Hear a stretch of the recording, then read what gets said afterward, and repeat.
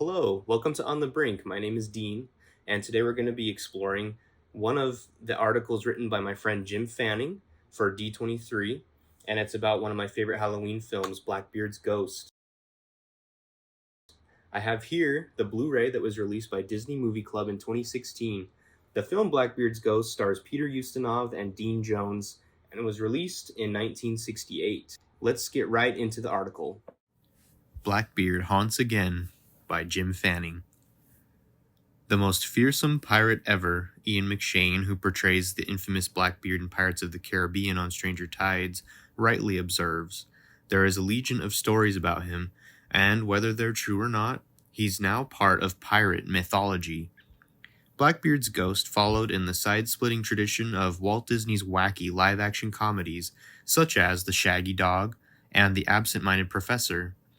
This comedy fantasy, big screen success, tells the salty tale of the spectral return of Blackbeard's spirit to the New England coastal town of Godolphin, where the supernatural scallywag attempts to perform just one good deed, so that his spellbound spirit can finally rest. To achieve this seemingly impossible task, Captain Blackbeard sets out to help the landlubber of a track coach, played by Dean Jones, the only one who can see or hear the ghostly pirate, and his less than athletically talented Godolphin College team win a big meet. But before we dive into how this unlikely tale became a hit, we'd better bring you up to speed with the history of Blackbeard the man. He was a real-life British-born buccaneer who plundered along the West Indies and the eastern coast of what were then the American colonies in the early 18th century. He was named Edward Teach by birth, but eventually earned his nefarious nickname due to his fearsome facial hair.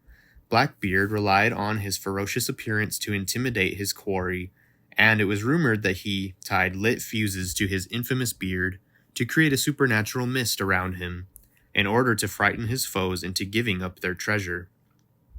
Acclaimed illustrator Ben Stahl was fascinated with this larger-than-life character from the past and wrote a book about him. Edward Teach, alias Blackbeard, was the craftiest rogue who ever buckled a swash, and yet he had a streak of fun and humor in him that made many of his victims almost forgive his outrages. Stahl, who is known for his evocative, romantic artwork seen in many magazines, including the Saturday Evening Post, and for grand promotional art for Hollywood films like Ben-Hur. Stahl wrote the 1965 novel Blackbeard's Ghost by first painting the plot and then writing it out. While he was in Burbank completing an assignment for Warner Brothers, Ben had lunch with Walt Disney and showed him the unfinished manuscript of Blackbeard's Ghost, with its imaginative tale of two boys who accidentally conjure up the specter of the notorious Edward Teach. Walt encouraged Stahl to complete the book, adding, "When it's finished, I'd like to have a look at it." Once it was completed, Stahl gave the unpublished book to Walt and awaited the great showman's response. 3 days later, the same day that publisher Houghton Mifflin accepted the book for publication, Walt telegraphed Ben, "I think it turned out swell. I would like to have the film rights." It was clear the pirate's tale with a comedic twist captured Walt's imagination for, as director Robert Stevenson, an Academy Award nominee for Mary Poppins, revealed, Walt was heavily involved in the creation of the film's storyline. He seemed to have an enormous amount of energy when he worked on the script, Stevenson reported. Though the completed film was not released until over a year after his death, Blackbeard's Ghost was planned and cast with Walt's involvement and approval. In fact, filming was well underway before Walt's untimely passing in December 1966. Starting with The Absent-Minded Professor, Walt had hit upon the crowd-pleasing concept of combining cartoon impossibilities with sporting events. So he replaced the book's two boys with an adult coach, so that Blackbeard, more interested in mischief than mayhem, could invisibly help his track team to uproarious effect. The wacky, witty screenplay was crafted by Bill Walsh and Don DeGrady, the Oscar-nominated screenwriters of Mary Poppins.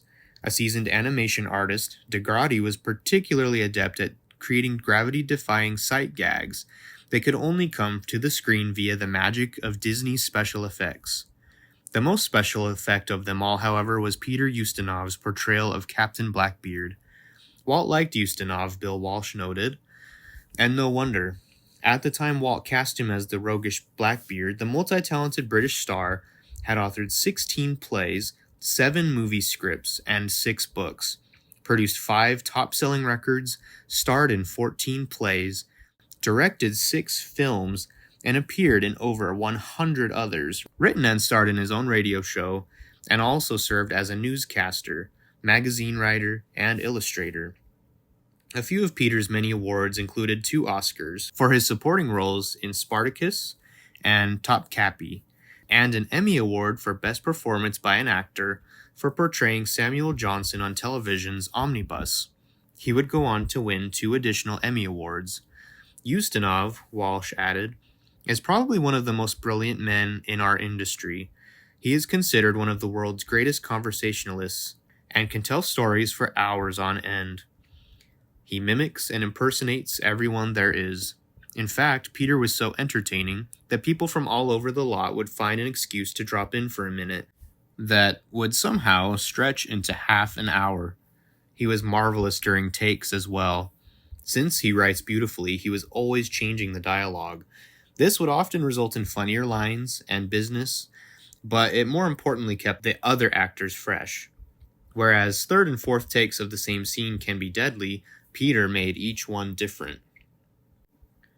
The rotund Renaissance man was paired with co-star Dean Jones. The popular Disney player filled the role of Blackbeard's straight man with his own masterfully played comedic reactions. Dean's job was especially difficult in this film, observed Bill Walsh, because he had to play a straight man to Peter Ustinov. Peter is a sort of quick-witted and whimsical genius that never played a scene with the same way twice. This kept everyone in the cast on their toes, particularly poor Dean, who as much as everyone else enjoyed Peter's ad-libbing. But the nuttier the situation got, the more sincere Dean became. It isn't every actor who can do this. Most of them go wrong in fantasy comedies because they get cute with the material. A ghost can cut up, but not the serious lead. Dean was able to play it straight, and that, as much as Peter Ustinov's magnificent performance, is responsible for the solid piece of entertainment that we have in Blackbeard. The byplay between the modern-day guy and the 18th century swashbuckler may be another reason why the track coach character was added to the story. Jones and Ustinov's witty banter is a favorite element of the film among its fans. Cast as a child psychology professor at Godolphin College, Suzanne Plachette had already been successfully teamed with Dean Jones in The Ugly Dachshund. A gifted comedian whose comic talents were fully celebrated in the classic TV series The Bob Newhart Show, Suzanne enjoyed working at the Disney Studios, and Walt was tickled by the spark the sassy actress brought to his comedies. Elsa Lanchester, a Disney favorite from Mary Poppins and That Darn Cat, plays Emily Stowcroft, the eccentric innkeeper who welcomes the new track coach to Blackbeard's Inn. Known for roles in classic films since the 1930s, most infamously as the iconic female monster in Bride of Frankenstein, this veteran character actor brought her quaint brand of comedic performance to the proceedings as the leader of an unlikely women's group called the Daughters of the Buccaneers. Cast as one of its elderly but energetic members, former silent screen star Betty Bronson had been personally selected by author J.M. Barrie for the first screen version of Peter Pan. This was in 1924. Walt Disney reportedly purchased this film in 1938 when he first began plans to produce his animated version. Catherine Minner was famous as the Little Old Lady in a series of Dodge TV commercials for which she won many awards and led to guest appearances on numerous TV shows, including The Tonight Show starring Johnny Carson.